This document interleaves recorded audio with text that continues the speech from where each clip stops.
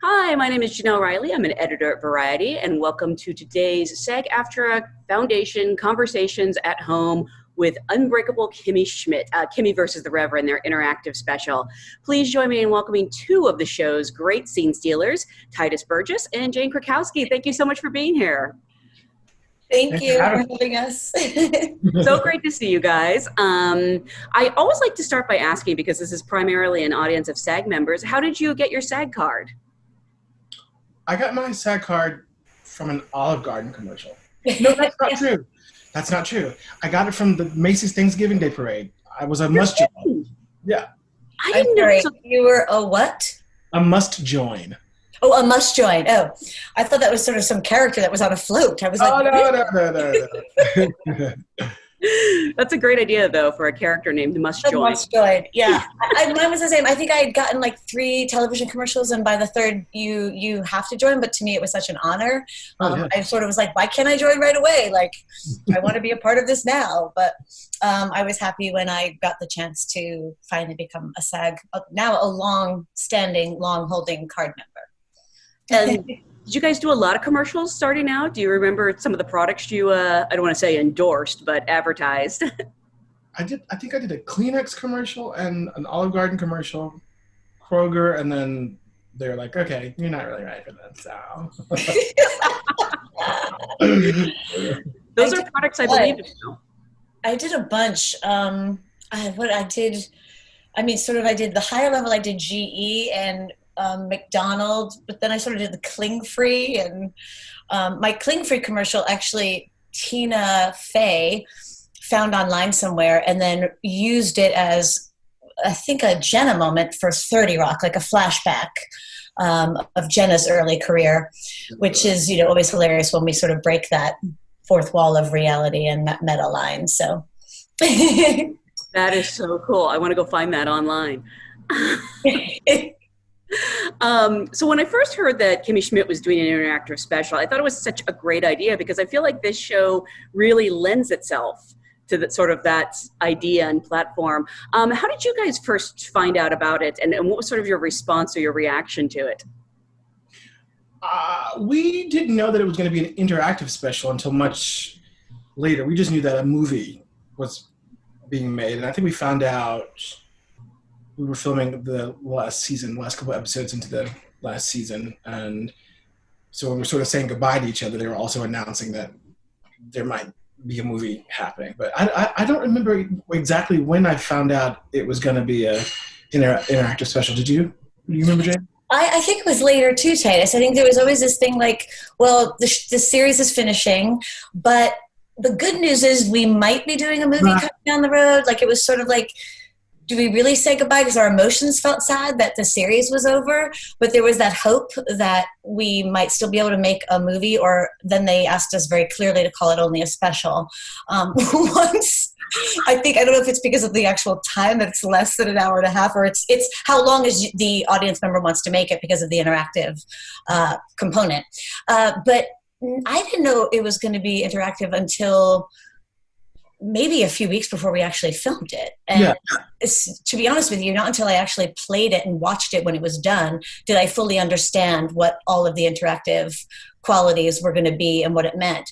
I know they filmed a lot of my storyline in the first week of filming of the whole, they put people in blocks and chunks based on how you can film and what locations are available. And I think I did most of my storylines waiting for Tituss to arrive on set.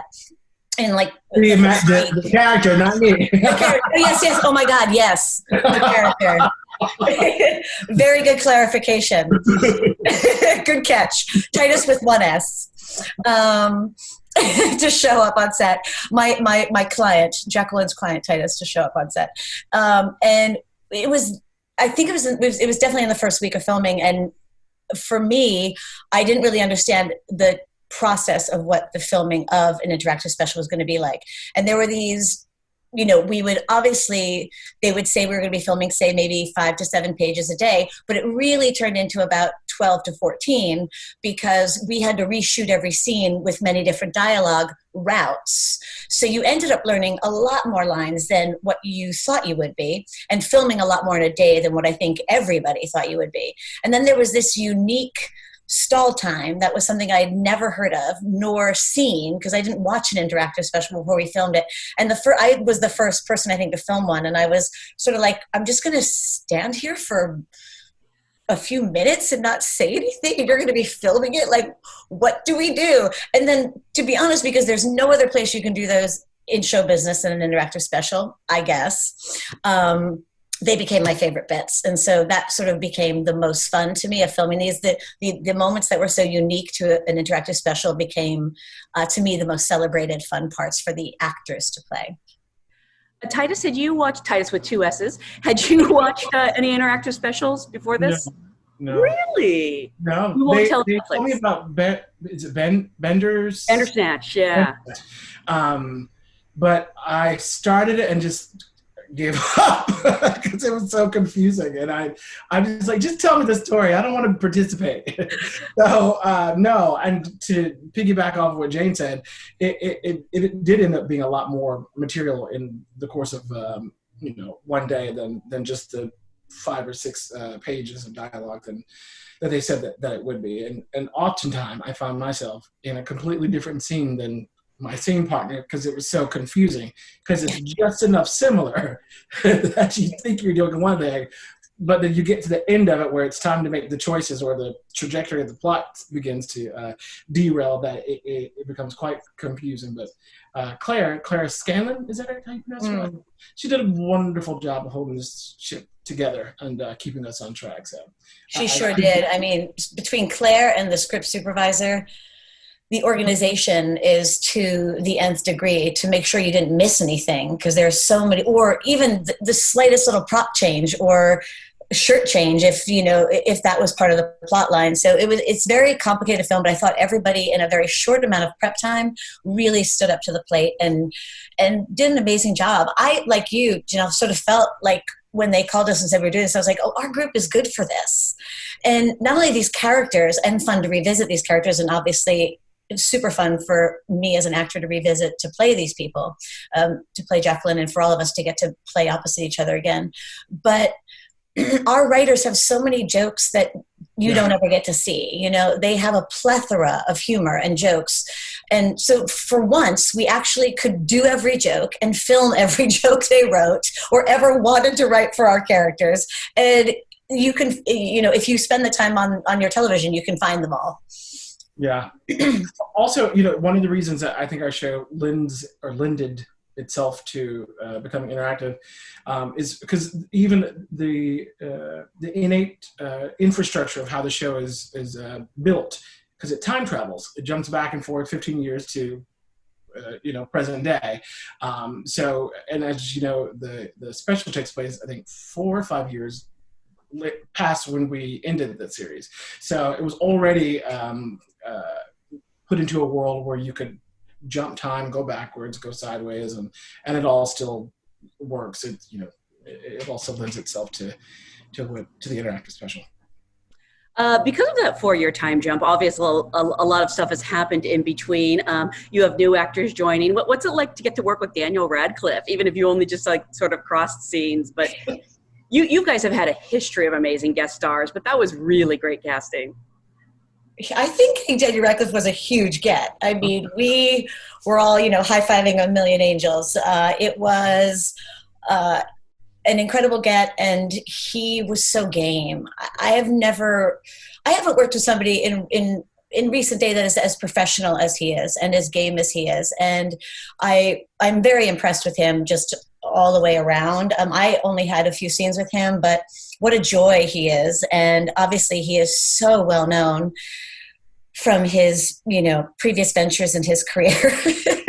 And so, you sort of feel intimidated to meet him. And he was just so open and so hilarious from the first read through. And he was so sweet to say that he was nervous to be at a read through with us, and we were like, no, we're nervous to be at a read through with you. And so I felt, I'm sure, I hope Tituss felt the same way, but I think he really just jumped on in and was really genuinely funny, and carried a lot of the story. So we were, it could have gone either way, and I think we got really, really lucky that he was such a sweet guy and such a game guy. I wasn't prepared for how funny he was. I don't know what I thought he was gonna be, but it was so much more. And he's terribly collaborative, and he works son's ego. Like it is all about the work. So that was lovely to be around. Because you mentioned a read through. Oh, sorry. That's okay. Oh, you mentioned a read through. Was there like an actual script, like all put together, and you would? I'm just kind of curious how that looks. Come together a best case scenario. Right. If you make all the right choices. And that's what we read. So we weren't there for like 4 hours reading all the different ways. When actually even that script changed by the time we got to set to start filming. I'm very proud to say I made all the right choices the second time around. The first time, I think there was something where Tituss didn't go to help Kimmy or something like that, and then it ended up in a horrible ending. But I love that it went there, because a lot of these interactive specials, they don't really veer off in many directions. They all kind of eventually lead you back to one story. So I was really impressed when I saw, I don't know if you guys have actually gone through all the endings, but when I saw some of the really crazy endings where like Kimmy goes insane, I was like, that's really cool they went there. And it's like hard enough to just write a script like that just is linear and like has like a endpoint, but like the fact that they went off and branched into all these different directions, I was like, oh my God, what goes on in you guys' heads? And how do we get some of it filmed? I mean, when the entire army of, not to give anything away, but army of Yukos come in, if you can find that, you're just sort of like, I wasn't there for that, so I was like, wow. Yeah. I was in that field. Whoa. I think my favorite though was Jacqueline ruining the Me Too movement. Well. I tend to play these characters that sometimes don't always do the right thing. So do I. We'll always don't do the right thing. I don't know if there's generally much improvisation on this set, and if you were able to do that with, having to stick to such strict parameters, but is that something you guys usually do, and were you able to do it here? No, not me. I mean, no. You say what they write, but also they don't need us to improve upon, or I mean, they listen to our input, but like. You say what they write, and it's better to say what they write because what they write is brilliant. Yeah, I think it's crafted quite well, and I think certainly Robert Carlock, I know for sure, and there was sort of our top tier foursome of Tina Fey, Robert Carlock, Sam Means, and Meredith Scardino, and they have all worked together in writers' rooms for a very, very long time, and they proudly craft a joke, and if you as an actor maybe even just don't even remember it exactly right, or thought you memorized it the way it was on the page, and then you realize you've switched a word here or there, or the script supervisor reminds you that you did, you realize it's not as funny that way, and it is really written the most funny way. I thought, and I think Tituss would agree, the things that were not written were the stall times, so we did get to make up what we wanted. Were yours ever written? Like when we're sitting next to each other, I don't believe those were written what we did. Like when I'm showing my legs and you're sort of flirting with. This is one of my favorite parts, by the way. But no, I think all of my choices were written. I don't recall ever coming up with something. I mean, so even the stall time, down to the stall time. I mean, the nap, even down to the nap, like that was in the script. So yeah. Something that has been a direct result of this show over the years has been these many memes. You guys have probably been gift or gift, however you pronounce it, more than anyone else out there. On that. Let some legislation to come down. I don't know how to say it. The creator, if there is such a thing, of the GIF says it's GIF, but I just can't bring myself to pronounce it that way. It was Kimmy worked. I always had a problem with that one too. The place that Kimmy worked. How did you say it? So the office that Kimmy worked at? One more time. I couldn't hear you. Oh, sorry. The office that Kimmy worked at in like season 3 and 4. Oh, I forgot that it wasn't it. It was some euphemism, wasn't it? Like it was Gizmo, I believe. But I called it Gizmo all the time, not knowing it was supposed to be called Gizmo. Wait, you called it that, or Jacqueline called it that? No, I think that was Jane. Jacqueline didn't know where she was. What's been your favorite moments of your own that you've seen memed over the years? Oh, I'm sure Tituss with 1 S or 2 has way more than me.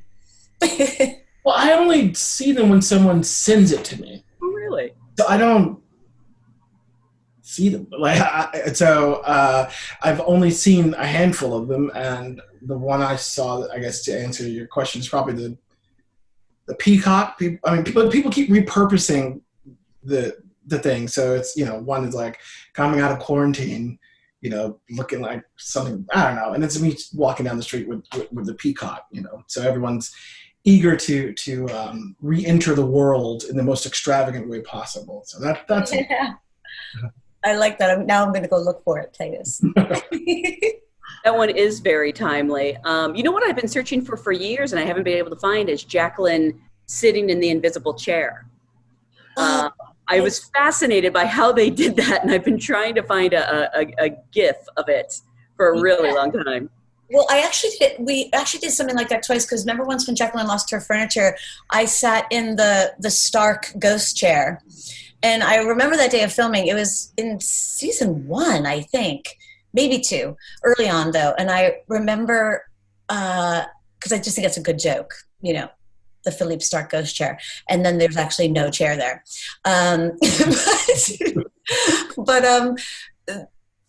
We were doing rehearsal, and I was supposed to be reading a magazine, and I actually just sat. I just literally did bend down like I was sitting without a chair. And they were like, oh, wait, you could do that? Because we were actually going to get a chair and then green screen it out. And I was like, oh, I just thought like that seemed expensive. Like I'll just sit here. And so the first time they did actually do it, the green screen with the Philippe Stark chair. And then later when we did it in our office, we had a sit off, I believe, with in the last season, the very last episode, maybe, when I was an agent and I lost all my furniture as an agent, we did a whole scene that way. That was one of my favorite scenes. Really, really a long time to sit. That time I actually wish we had gotten in a green chair, because it was the whole scene was that way. It was a long time. My thighs, I couldn't walk. I couldn't use the loo or walk down a flight of stairs the next day. I assumed it was special effects. I saw you in 9, so I know that you can do incredible physical things, but I just assumed it looks so real that it was all special effects. And I will say Zachary Quinto saw me knee squat to knee squat, and made it the whole way too without a chair either. That's amazing. He's such an amazing actor, and what a great treat for me to have someone like him come in and finish up the series with us. I'm in love with him, and we had such a great time.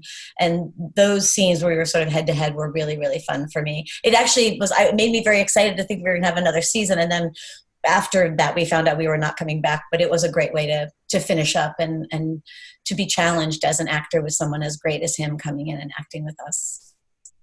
You mentioned what a good sport Daniel Radcliffe is, and I have to imagine anyone coming on that show has got to be game for anything, unless, I don't know if you've ever had someone come on who's never seen the show and didn't know what they were in for. I'd have to imagine that would be rare. I can't think of any stories of anybody coming. Do you, Tituss?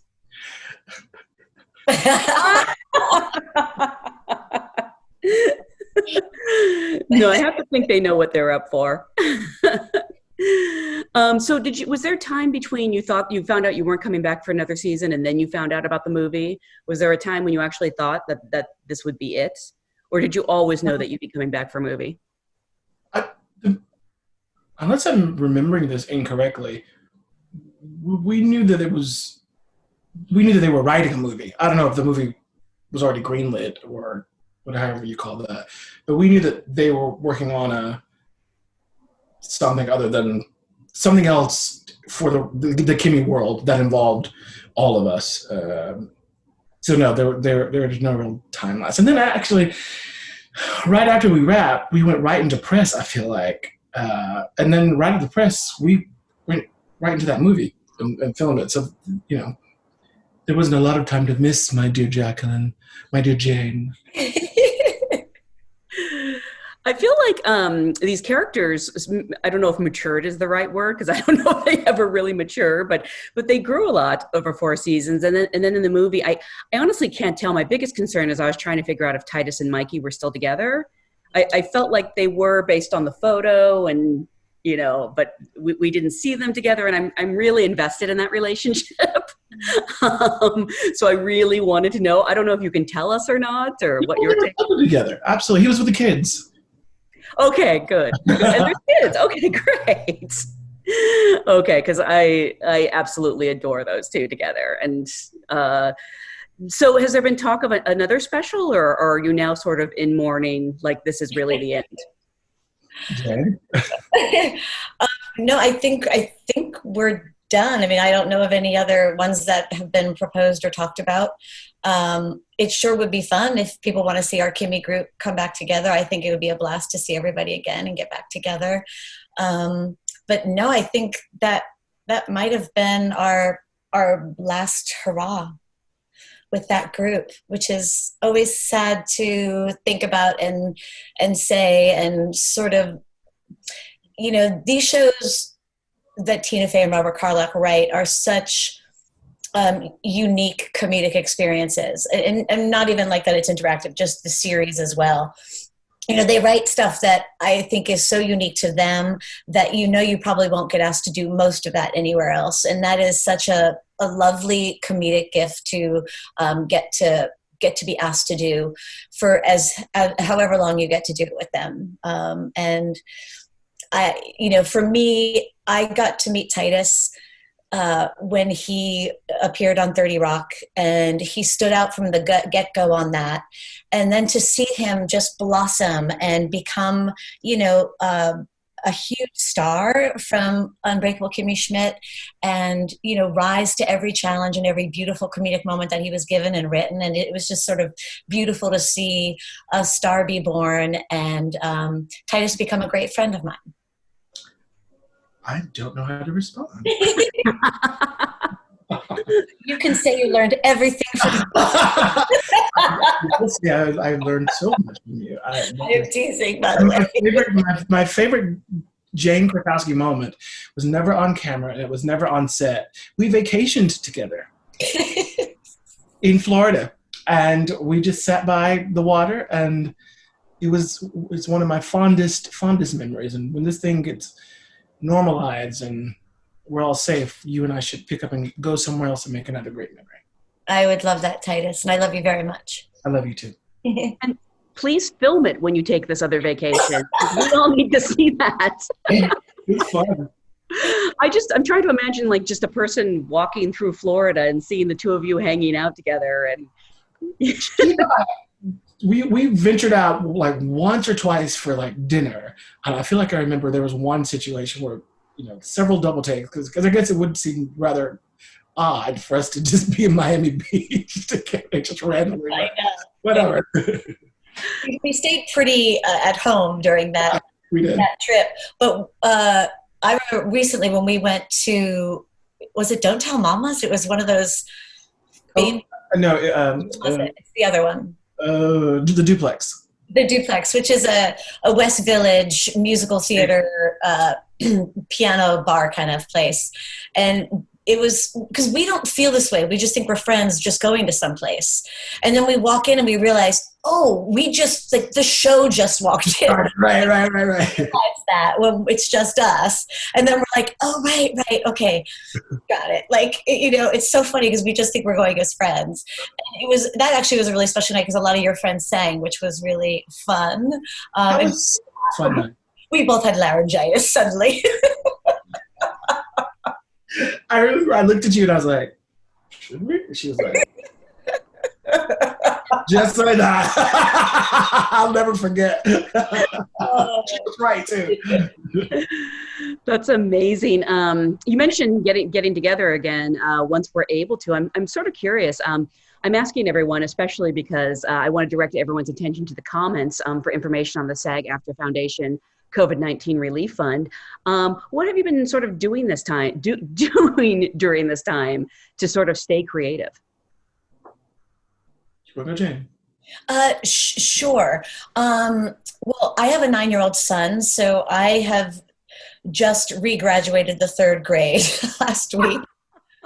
Thank goodness I made it through. It was a little iffy there for a little while. And I will say my son's school did a very, very good job sort of jumping in and getting the kids to do the distance learning. But every parent will tell you this, the parents had to be much more involved than you would normally when they go to the building for 8 hours of school. So I did a lot of schoolwork, but it was sort of, there were moments that were very sweet for me because at the end of the year, obviously they did a school play, and the Mama Rose came out and made really hard. They had to tap.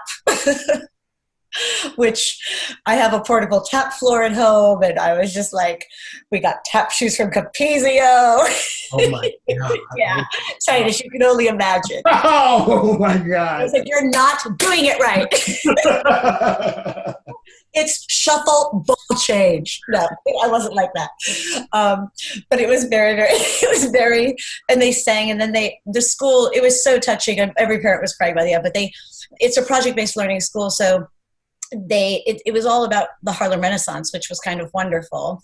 And so they danced the Charleston, and they sang Take the A Train, and they recorded all these songs that all then worked together to the culmination, which, very interestingly brought us to many, many things that are going on today too. So it was a beautiful moment, but also to share some of the creativity for my son rather than for me was, very, very lovely, and to cheer him on, whether it's the recorder, tapping, singing, or math.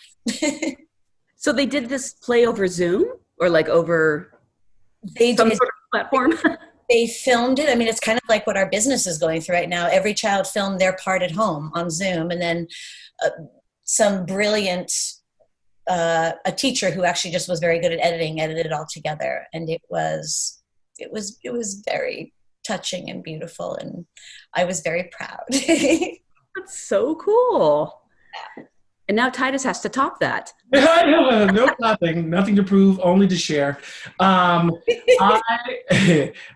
have I been doing? I have been trying to entertain people. I did a concert, free live stream for Carnegie Hall right at the very top of quarantining, and then I've released some music, and writing musicals, and flirting with the treadmill, and yo-yo dieting, and the whole nine. I just hired a private chef to help me get my cholesterol under control. So today's her first day, so she's in there cooking. And so, yeah, it's a lot over here, just trying to navigate, and also there's several things allegedly that are going to happen in the next 6 months, but who knows how this is going to play out. So just, I guess like the rest of them, we're just kind of waiting for life to begin for you musical theater people out there. Are you intrigued? Very intrigued. Working on your musical? I'm sorry? Are you still working on your musical? I don't know if you can talk about that. I can talk about it. We have a producer. We have a producer, and we are in the final stages of finishing up the contract, but he actually produced Once on This Island. He produced one of the producers of Hadestown. He produced, I can't remember. The Inheritance. That was just on Broadway. And so he's a big old deal. And it's finally happening. And I will let him tell the world who he is. I don't want to misspeak. But, it's happening. And that's very exciting. So. Oh, that's so great. Yeah. I was actually supposed to see Once on This Island right when the quarantine hit. Like literally that night, they shut down the theater. Yeah, I was playing in LA. So hopefully I can get back to that soon too. So I refuse to believe that this is the end for these characters. I believe that we're going to see them again. I'm sort of curious, in your minds, what's sort of your dream storyline for your characters? We've seen them go through so much. I don't know if there's anything left to do, but do you have ideas? That's so funny. People, journalists often ask that question. And I always say I never knew what was about to happen anyways. So I'm hard pressed to dream up or conceive of something that, Tituss could do. So, maybe it involves the kids are grown up or I don't know, but there's always a reason for Kimmy to go rescue someone and for Lillian and Jacqueline and Tituss to go chasing afterwards her or to try and stop her. And now that the world has changed so drastically in the last 3 months, who knows what they're sitting over there doing and what I wonder how they would be though during the quarantine. Yeah. What would they look like? So, but the answer to your question, I don't know. I don't know. What about you, Jen? I'm feeling they wouldn't handle it well. Definitely not Tituss. Yeah. Ellie would love it. Or Kimmy, rather. Yeah. Kimmy could make it through with her positivity, but the rest of us, I think, would struggle quite a bit. One of my favorite scenes and ultimately episodes of the whole Kimmy series was when Carol Kane and I take the road trip to go find Kimmy. I think is it the end of season 1 or 2? I always get a little confused, but she's been left alone in her house. It's sort of how I picture her in quarantine. She's been left alone in her house, and she's wearing the same dress for 4 days. She even showered in it, and she's like, she looks at the garbage everywhere. She's like, what did Rosita do with that?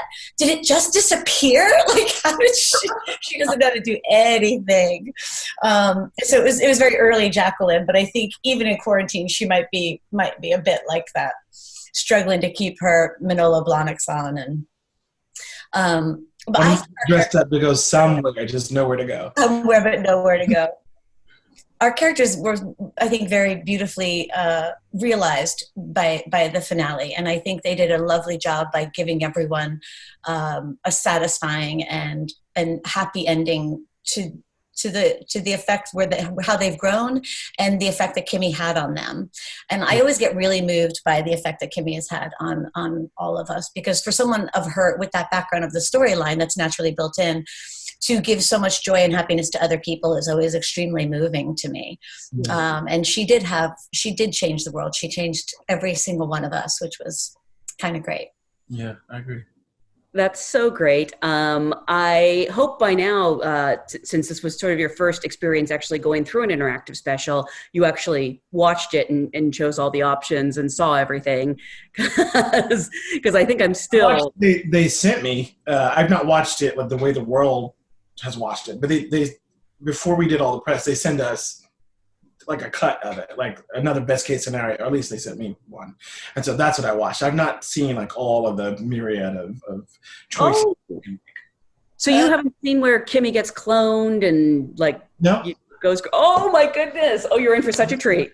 I wonder what version they sent you, because I got a link, but I was able to do the interactive stuff, which was, funny because I thought you needed like a special remote. And so my 9-year-old son was like, this is how you do it. He had already like done it with many others. I love it. And I was like, oh, great. Okay, I'm glad you're here, because this would have taken hours. Yeah, so I did, but I watched it twice through. At first, I wanted to make all choices where I knew maybe I could find certain moments. So it was certainly a Suede version of it, Jacqueline heavy. But then I watched it making obviously all the opposite decisions, mostly to see the technology, like you said, when sometimes you know you're going down the road and the story actually ends, so then you are rerouted back. But there are so many things I heard about that were filmed that I have not found yet, even guest stars that I have not found yet. So I don't know, I guess that's the joy of it. We can, when we're ready to go back and look and watch, we can find more joy wherever you click. I've still not even seen parts of the last season. Yeah, I don't always go back and watch what I did. I mean, I filmed it, so I know what happened. But I will go back and watch this. Well, I urge everyone, if you haven't seen it already, watch it again if you have, and be sure to watch the full version of Freebird. Don't cheat out. Good call. That is the truth. Thank you guys so much for joining us today. Bye, y'all.